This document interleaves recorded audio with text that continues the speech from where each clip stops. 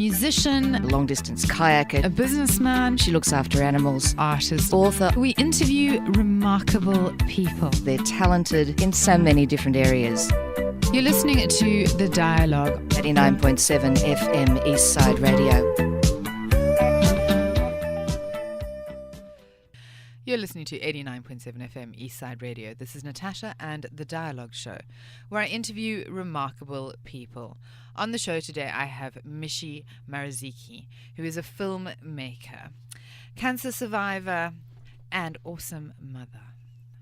How are you? I'm great. I'm going to get you to cozy up to that microphone with a little bit of love. Now you're a filmmaker and you're a mile away from that microphone. Do you like being on that side? No, that's why I'm a filmmaker. I'm on the You're other on the side. other side. What is it about the story process that describes you? What is it about telling a story from the other side that makes you feel happy? I think I love hearing stories, and therefore the opportunity to share them with other people is really exciting. I always loved watching. My family used to laugh at me because I love a true story, and I think doing a lot of what I'm doing now is telling all of these true stories, and it's exciting and it's completely engaging. The storytelling that you do and the filmmaking that you do has got quite a sort of strong social campaigning element to it. It's about issues. It's about bringing together peace and love and community. One of the ones that you did, which you shared with me, and I actually can't remember the name because I'm sure you didn't tell me what the name was the pushback ride. Tell me a little bit about the pushback ride and what the name of that program actually is. The pushback ride was called Bondi to Beirut, and it was a really exciting project that's been stalled, I suppose, in the finishing process, but it was quite a thrilling idea for me because we were going to Lebanon and following women on push bikes riding through, starting in Lebanon, going through Syria, then through Jordan, and then into the Palestinian part of Israel. And there were women from all of those countries riding to try and promote the idea of peace in the Middle East. And it was amazing to see, that incredible amount of community between all of them, and to see that they were all willing to get out there and they really want to make a difference. They really want to change. They wanted to be able to show that we can do it. And the idea behind that was that women talking would be a starting point for peace. Do you think if the world was run by women, in your experience, would work out a bit better? Do you think we'd have a peaceful environment if our world was run, our world leaders were mostly women? I think it would be different if our world leaders were mostly women, but I think that's because women think about things, communicate more. We share more. I think women we're talkers. We're it's kind of who we are, isn't it? You find the women in the kitchen all gas-bagging and chatting and talking about what's going on and what's happening and sharing their stories while, that stereotypical men by the barbecue talking about sport. But I think it would be a very different place if the world was run by women. There's no doubt about that. Purely from the fact that things would get discussed. I think it would be a really interesting thing. I mean, one of the things that interests me, you were born in Sydney, but you have Hungarian refugee parents. Both of them came over separately, met while they were here, but ran away from their countries because there was fighting and violence in those environments. But you grew up in an extremely warm, very close, very loving family. You said that everyone could come home to your house. What was that like growing up in that environment? Looking back on it, I didn't know any different. And it wasn't really, I suppose, until I got older and I started to see how people sort of lived in their own homes. And you become more mobile, I suppose, the older you get, and you start to go to friends' places, or you start to move out, and other people, and you start seeing the way that people entertain or or open their homes or are conscious about how much their families come in and out of places, that I started to realise that what I was growing up in wasn't the norm. For me, it was fantastic. Our home was always alive. There were always people. There was always someone interesting over. There was always, I didn't even question whether, it was okay to bring somebody home, because I knew that my mother was always happy to have someone else there. There was never a question of there not being enough food. We'll just get something else out and make something else, if what there wasn't enough. And so I grew up around really interesting people all of the time. My parents' friends were all kind of from different places, and even now it's the same. We have a family Easter every year at my parents' place in the country, and there's between 30 and 50 people for Sunday lunch. Your grandfather gave you a camera when you were very young, and you said that kind of started that journey for you, and you thought you were taking snapshots. But when you looked at everybody else's snapshots, you realised yours were a lot better. That you were actually a much happier snapper than the average person. Was that like a revelation for you? I mean, were you kind of like, oh wow, I think I have a talent? I think that was completely the way I saw it. I didn't have any consciousness of the fact that my photos were any different to anybody else's. I loved taking photos. I loved capturing moments in time. It was always something that sort of felt really natural, and it really wasn't until a few people had kind of made these comments of like, oh wow, they're really great photos, and I was sort of thinking, well, they're not that great. I mean, I just kind of took some pictures of where we were, and then I was somewhere, and I don't know, somebody had some photos, and I started looking at it, and I realised that heads were in really weird places, and that maybe everybody couldn't just take a photo. No, there's my mother's very bad at that. I always find that when she takes a photograph, there's a very small head at the bottom of the picture and a lot of background. And I've never understood how she's never improved, even with digital technology. You're listening to 89.7 FM Eastside Radio. This is Natasha and The Dialogue Show, where I interview remarkable people. On the show today, I have Michi Marosszeky, who is a filmmaker. Your filmmaking skills, where do you find that your strengths are? Obviously filmmaking is a huge big endeavor, so there's a whole lot of different jobs that are part of that. What for you is the part that kind of makes your heart sing and where you have your strengths? Look, I've spent years and years in the camera department and working my way up through camera, and so I think I've always felt that I lacked the technical expertise that a lot of the other people that I was working with had. I think I'm much more creatively minded than technical, although I'm possibly a lot more technical than other people. So I didn't ever imagine really going past operating, because I imagined operating was this, was going to be my visual spot to stop. That was where I was going to fit. And then I got the opportunity to light a couple of short films, and I was in seventh heaven. I could have worked all day through lunch, not stopped. It was just like I just found my calling, which sort of seems stupid. But not necessarily, because photographs are all about great light. Yes. If you can read light and you can understand light, you can take beautiful photographs. If you can't understand light, you're basically totally stuffed. Yeah.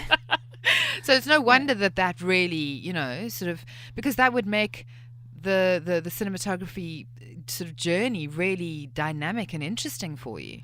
Yeah, it opened up the whole next level, basically, of storytelling, I think, and being much more involved, I guess, and a part of telling the story. And so that's when I went to film school and decided to do a year of cinematography, just to try and not only to separate myself from actually being a working technician and then going into cinematography, but also to give myself the opportunity to play and to practice. But I think film school did much more for me than that. It actually opened up my eyes to the fact that I enjoy being part of the collaborative process of filmmaking, and I had ideas and that maybe I could have a go at doing them, and that's where Woven Threads sort of came out of my, I guess, my passion for caring for people, and then also becoming aware of the fact that I could possibly do something that might make a difference and show people something different. Woven Threads is an animated series about the refugee crisis or cycle, and that's something that's actually been fully funded. The ABC is going to be airing it. How do you feel about that? Is that a really exciting achievement for you to, be in that situation? Because your family were refugees, and we have such a huge refugee crisis in Australia and around the world. How does that feel? It's extremely exciting. It's daunting now. I have to do the work as well. But no, it's look, this has been an incredible passion project of mine. I feel as though, as Australians, we are all refugees, and to be able to share their stories is incredible. I mean, for me, just going and sitting and actually talking to these people and having them share their story with me I feel really honoured to hear it and to be able to have that first-hand experience of hearing these stories. Being able to make the series is exciting, extremely exciting, and to know that they're going to be offered to all the schools as well through the Australian Children's Television Fund is, even an added bonus. You're going to work with Paul Sullivan from Benchmark Productions on this. And, these are he's an independent production house. So how do you kind of start this collaborative journey with someone do you take them the idea? How do you kind of, if somebody had a great idea and they wanted to do it, how would they begin that process? Look, I didn't really have any idea how I would do it, except that I was driving along in the car and I had this idea. I'd seen some animations and I was upset about the way that we were talking about refugees, and I had this idea and I sort of thought about it for a while, and then it came together that maybe I could animate them, and if they were really beautiful, people would want to watch them. And I just went and spoke to Paul and I said, Paul, I've got this idea, and he loved it. And so I guess that's where we started. I was lucky enough that I think I had some conceptual ideas on how it would be done, and so that he could visualise what I was talking about. And then I went about making a prototype to sort of solidify that and begin the process. You're listening to 89.7 FM Eastside Radio. This is Natasha and The Dialogue Show, where I interview remarkable people. On the show today, I have Michi Marosszeky, who is a filmmaker. You've done all of this, but with some really big personal challenges, huge. You have suffered with, a long-term cancer that has been quite difficult and debilitating, which you actually got at a very young age. Talk me through a little bit about this journey. I think I was about 22 when I was first diagnosed with the cancer, and maybe even 21. It was pretty life-changing. What cancer is it? It's a rare type of thyroid cancer, which only really responds to surgery. So I think initially it was really shocking, and I went and had the surgery and I thought, that's great, it's done and it's over. And then I realised afterwards, when I got the report back from the doctor, that there was still some of it there. And that was a pretty shocking sort of time for me. I guess, I was young, not really, I didn't really have a grasp of what it meant to have something for the rest of your life. And I don't think I really started to understand that until recently, because I'm really fortunate that my cancer can be monitored really closely and they remove it by surgery whenever it gets to a point where it's big enough. But how many surgeries have you had? I've had three surgeries so far, and I'm sort of in a midpoint at the moment because they know where the tumours are, but they're still quite small at the moment. Okay. So they monitor them until they get a bit bigger, and then you go back for another surgery. That's right. And yeah, that's right. That's exactly what happens. So, and up until now, I've been really fortunate, and they've all been in my neck. So all the surgery's been on my neck, which has been really great. And unfortunately, it's spread further now, but I guess that's just another hurdle to deal with. Does it make you scared? I don't think scared. It's very lonely. I think having cancer is actually quite a lonely disease, and hard for, I think people really try to understand what it's like, but I think unless you've been through something like that, it's very difficult to understand what it's like to have the knowledge of that with you all the time. Because it's constant, isn't it? It never really goes away. Yeah. And as a mother, you have 2 children. You have a daughter and a son who are in their teens. There's obviously, concern around that because, let's be honest, parenting's a challenge. The film industry is a challenge as well. There's not as much money in that industry as I think people like. People look at feature films and think, oh, good, look how much money everybody makes. But actually, at the end of the day, I think, everyone's just working to survive and trying to do what they love. And so you've got quite a lot on your on your plate. You got divorced when your children were quite small. Your daughter has a mental illness where she suffers from huge anxiety and depression, and that must really be quite a challenge for you. How do you cope with that parenting aspect, with both of your children? I mean, you've got a son doing HSC, and you're trying to produce an animated film series. Go girl! I think everyone thinks I'm a little bit insane. Well, I think you're amazing, which is why you're on my show. I mean, you're remarkable in every possible way. You're sitting in front of me, and I'm actually incredibly overwhelmed by what you're managing to achieve. The dialogue show. I'm interested in the parenting aspect. Talk to me a little bit about parenting on your own and with a child who has some challenges and an HSC child. Look, parenting on your own is extremely difficult, and I think any single parent out there would agree. It's probably one of the most challenging things you can do. It's also, I think it offers you a really different relationship with your children, though, and there's a real closeness that you have with them that's different, I think, when you parent with someone else. But have to say that I've been really lucky to meet a really lovely man who's been living with us for the last 4 years, and he's been extremely supportive and quite incredible, and has helped a lot with having a daughter with mental illness, and just my inability to work really got to a point last year where I just had to not work for a while and be there for her, and his support was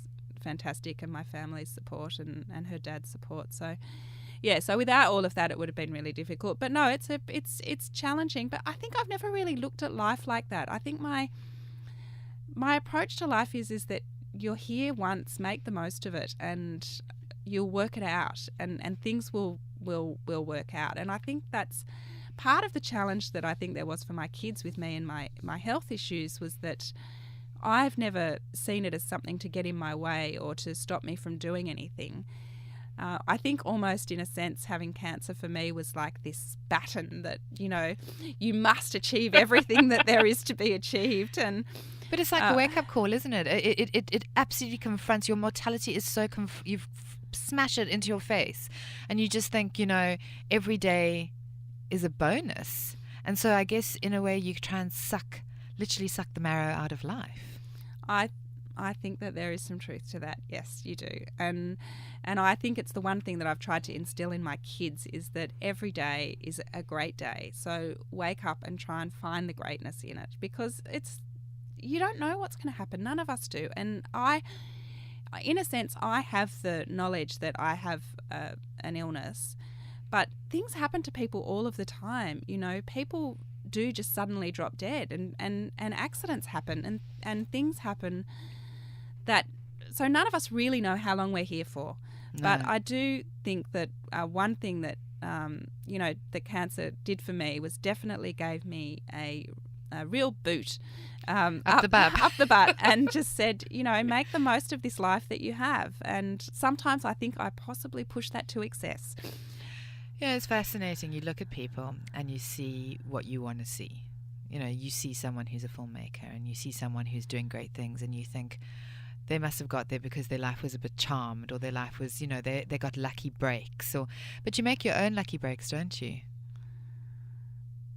Yeah, I think you do. I think I think that if you spend too much time thinking about how someone else got somewhere, then you're not actually thinking about what you're doing or where you're going. And I think, we don't know what challenges everybody else has. And I think it's impossible to even begin to think that we do. And you do, you know, you have to keep going. I mean, there have been many times when I've said to Paul, are you sure we should keep going with this project? Because, you know, we've been trying to get this up for a long time, and he's like, no, it's good, we're going with it. I wouldn't be on it if I didn't think it was good. So how long has it taken you to get it to the point where, you know, you're kind of like, I'm going, you know, it's rubber stamped, it's done? It's taken us about 5 years to get to that point. Oh my goodness, you never told me that in the beginning. So you have persevered for 5 years with this incredible project. Yes. I take my hat off to you, because that's a long time to keep the faith. It is a long time. You know, through sickness and through a whole lot of challenges, to keep going with, oh my goodness, you know, I'm going to keep doing that. If I were to ask you, you know, what your absolutely perfect filmmaking experience would be, you know, what is your dream experience? What would be like the uber moment for you? Would it be working on a huge American film, or would it be, you know, what would be like the bomb? Oh, look, you know, it's really hard to say, because I actually love working. I love working on film. I love doing what I'm doing at the moment. I think at the moment I'm being more creative than I've ever been, because I'm designing the animations as well. So not only do I get to sit and hear amazing stories, but I get to be a part of then working out what they are and how they're told, and then what they look like. So at the moment I pretty much am, you know, living the dream with that. But for me, you know, if I were making a film and I was part of that in the, you know, in any role where I was actually, I think, moulding it and shaping it and creating it, it's a dream. It's what I've realised that I just love storytelling, and so if I can be in that capacity on anything, it's the dream. You're listening to 89.7 FM Eastside Radio. This is Natasha and The Dialogue Show, where I interview remarkable people. On the show today, I have Michi Marosszeky, who is a filmmaker. Would you tell a cancer story? Does that interest you? I mean, you know, having suffered with it and having mentioned that it was lonely, you know, I think that's the most interesting thing you said to me, is that it's lonely. Is there a story in that for you? I have a film on the shelf at home about that. I must have sixth sense. Why is it on the shelf? I made a documentary last time I was going in for surgery with the kids. We made a documentary about called Third Time Lucky. Wow, and okay. I managed to sell it to ABC, the Asia Pacific arm of it, but I haven't managed to get it any further than that, and I think life just got in the way, and it's still there ready to go. It's waiting for the right moment. But yes, I have a film it's a self-portrait basically, and it's after the animation. What's the next project that you want to do? I mean, is there something inside you that just goes, that's a story I want to tell. I want to tell that story. I have something that I'm working on. You can't share it with us. Which is, it's, I have another really great story that I'm working with some people on, and it's exciting, and I've been working on that for a little while, and it's getting into I can tell you about that another time. All right, we can have another conversation about that. How do you make money? You know, because, I mean, you're working on a project for 5 years. You know, a 5-year project, and you're trying to, look after 2 children, and, you have a wonderful partner who obviously helps out. But, you must need to kind of keep making money. How does that happen for you? I do all sorts of things. I do a bit of bookkeeping. Okay. Wow. I didn't, that Sydney Girls High selective stream must have given you some skills. Because I'm sure film school, which, where you went to, and the art school doesn't do bookkeeping. No, I do a bit of bookkeeping. I'm the family bookkeeper. Okay. And I also do work at NIDA. So all right. I've done a fair bit of work with the NIDA students, which has been fantastic, and I'm just about to start teaching at another film school. So I do some work like that. I do commercials when they come along, and I just sort of, it's always kind of a bit of this and a bit of that has brought the money. And look, up until I started actually being a filmmaker, I suppose, when I was more of a technician, then obviously I earned from doing that. Yeah. So it's really been the last, I guess 7 years that it's been a lot more bits and pieces of things. But look, I shoot things and I get bits of money. I get money for that, and so I have the industry itself, though, is very much a sort of who knows who industry. So if you're in it, you can win it kind of thing. So I guess once you're known, people will say, well, we'll get Michi to do that, we'll get Michi to do that, because you're known and they know kind of that you'll rock up, do a good job. Is it hard to get into that industry? Is it hard to break in? Look, I think to a degree it is challenging. It is a bit challenging. I don't really know what it's like anymore, actually, to be honest, because I'm not in the mainstream at the moment, and that's partly because, with 2 kids, it's pretty hard at the best of times, but with one child who's not well, it's been almost impossible for me to do mainstream work. So I've really looked outside of that, for my income, because I needed the flexibility of being able to say, I actually can't make it today if something went wrong. So I got a lot of that from the people that I worked with at NIDA. That was really wonderful, supportive environment. And so I'm not really doing the mainstream work at the moment. But you're doing an amazing, amazing series. You were saying earlier that one of the things, and we're actually at the end of the interview as usual because it just flies by so quickly. You were saying one of the things that you love is exercise, and that you've exercised quite a lot over time, and you find that a really great way to just break the cycle of, maybe stress or whatever it is. And is that something still that you do a lot of? Is that something that you're still part of, or is there another way that you kind of have downtime? Look, I try a lot of things. I mean, I meditated for a very long time and then was very heavily into yoga.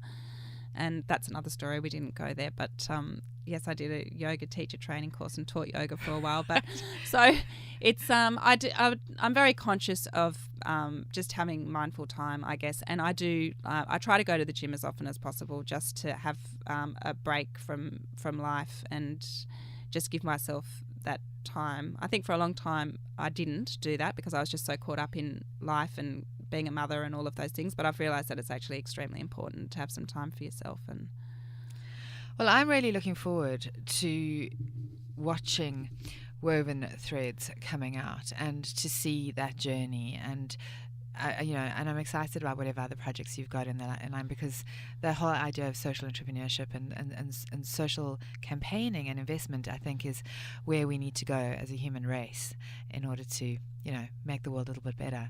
And I think you're so brave. And thank you so much for coming on the show and sharing your journey with us, and good luck. Oh, thank you. It's been fantastic. Thanks. You're listening to 89.7 FM Eastside Radio. This is Natasha and The Dialogue Show, where we interview remarkable people.